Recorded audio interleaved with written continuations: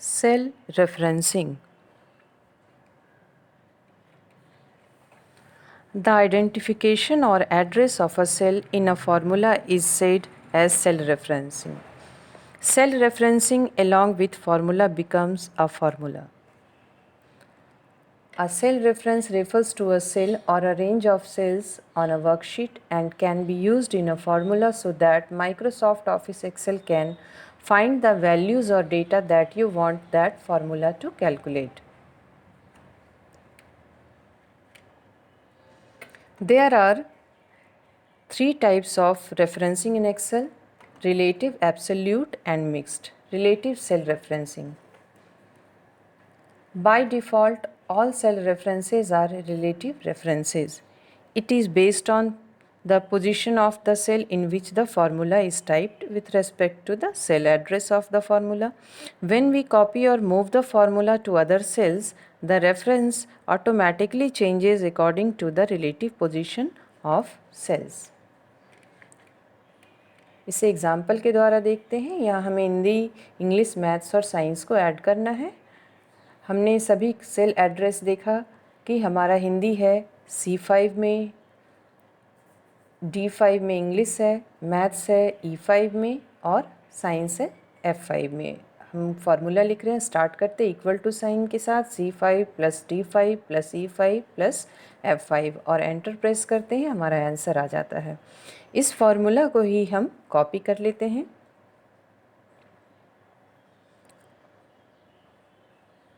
अब हम देखते हैं कि यहाँ पे एड्रेस चेंज हो गया है। C6 D6 E6 F6, यहाँ पे C7 D7 E7 F7 हो गया है, यहाँ C8 D8 F8। तो ये रिलेटिव रेफरेंसिंग जब हम कॉपी करते हैं तो ये सेल के अकॉर्डिंग अपने एड्रेस को एडजस्ट कर लेता है।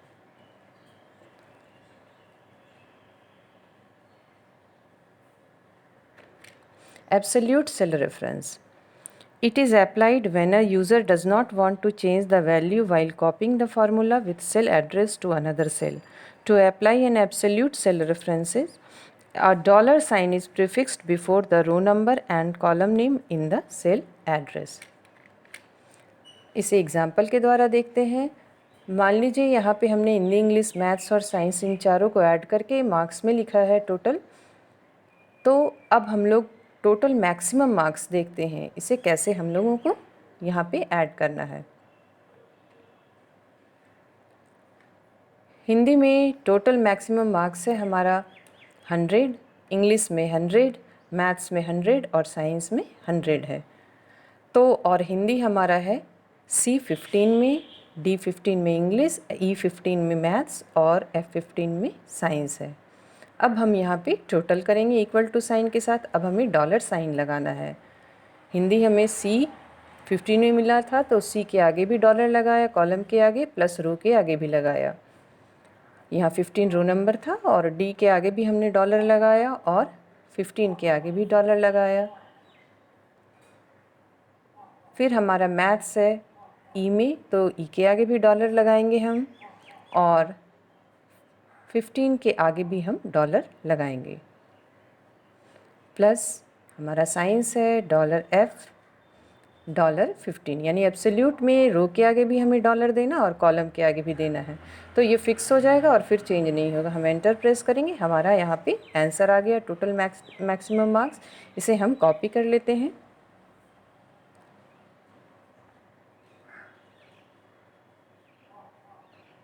अब हम देखेंगे कि यहाँ पे C15 D15 ही रहा, यहाँ पे भी C15 D15 E15 और F15 रहा, यहाँ पे भी हमारा ये एड्रेस चेंज नहीं होता है। तो एब्सोल्यूट में हम $साइन से किसी भी सेल को एब्सोल्यूट बना सकते हैं।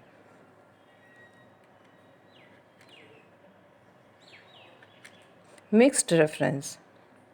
This type of cell referencing is the combination of absolute and relative referencing. A mixed reference is a reference that refers to a specific row or column. This type of cell referencing is combination of absolute and relative referencing. While applying mixed referencing, either the row number or the column name of the cell address in the formula is fixed. अब इसे हम एक example के द्वारा देखते हैं। यहाँ पे हमें परसेंटेज निकालना है। सभी सब्जेक्ट का टोटल हमने यहाँ पे रखा हुआ है, Hindi plus English plus maths plus science, और टोटल वहाँ हमने निकाला। अब हमें परसेंटेज निकालना है। यहाँ पे हमने G15 में टोटल मैक्सिमम मार्क्स लिखा है जो 400 है। परसेंटेज निकालने के लिए हम लिखते हैं G5 जो कि 345 है। यहाँ पे उसे डिवाइड करते हैं $15। यहाँ पे G कॉलम जो है वो हमारा रिलेटिव है और 15 जो है उसे हमने एब्सोल्यूट बनाना है, और डिवाइडेड बाय इसे हमने 100 किया, इंटू 100 किया, और हमारा आंसर ये आ गया। अब इस परसेंटेज को हम लोग कॉपी कर लेते हैं।